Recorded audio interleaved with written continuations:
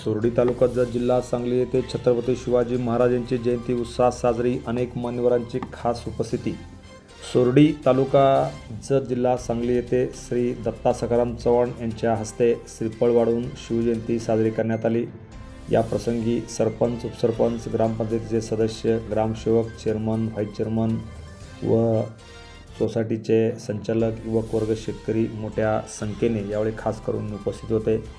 या सर्वांच्या उपस्थितीमध्ये छत्रपती शिवाजी महाराजांची जयंती मोठ्या उत्साहात साजरी करण्यात आली। यावेळी परिसरातील अनेक मान्यवरांनी अभिवादन केले।